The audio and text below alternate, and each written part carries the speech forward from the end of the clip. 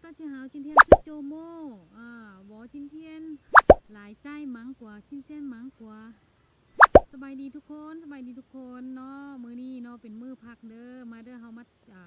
เก็บหมักม่วงเนาะไปกินส้มเด้อว้า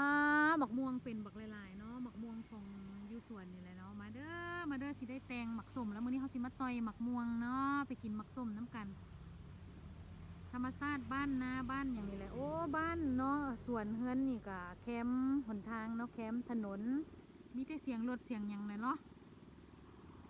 โอ้กะจังซี่แหละต้นมันน่ะว้าว新鲜芒果看着都流口水了นี่แหละเนาะสวนเขาก็โฮกมีแต่หญ้าบ่ได้มาถางหมักม่วงก็เป็นอยู่นี่น่ะแต่บ่หลายเท่าปีกายนี่เด้อปีนี้น่ะแต่ก็พอได้กินส้มกินซอยอยู่ดอกเนาะที่เมื่อกี้นี่มันอยู่ต้นสูงมันอยู่งาที่มันสูงเนาะมันอยู่ปลายมันพูดอันนี้มันโตอยู่ต่ำนี่ก็ไข่แน่เนาะสิได้เก็บไปแต่งแจวเห็ดน้ำพริกเนาะปลาแดกปลาล่านี่แหละกินมักส้มมากอย่างไปมือผักเด้มื้อนี้นะเนาะ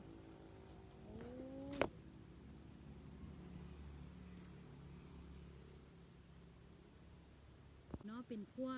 อยู่เนาะโอ้คักหลายแนวนี้แหละมันแซ่บนะจังซี่แหละมันแซ่บนะคักแบบนี้นะ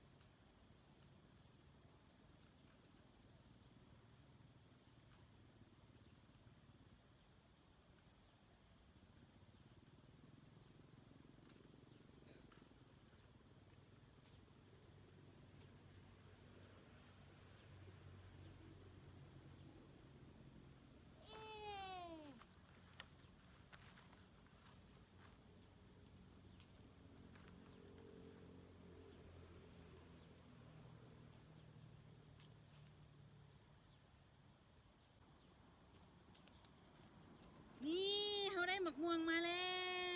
วนี่ได้หลายแล้วกินสำนีพอแล้วเนาะไอ้บอกอีจริงใจหาวแล้วบอกอีจริงใจหาวแล้วมั้งกว่านี่อีจริงใจหาวเลยอีจริงใจหวานเลยบอกได้2 คำเนาะค่อยเก็บแล้วค่อยเก็บหมักม่วงได้แล้วค่อยต่อยหมักม่วงได้แล้วมันแปลได้2 อย่างเนาะมันบอกได้2 อย่างหาวเลยแล้วก็หวานเลยได้เนาะนี่แกหมักม่วงได้แล้วไปกินส้มกันไปกินหมักม่วง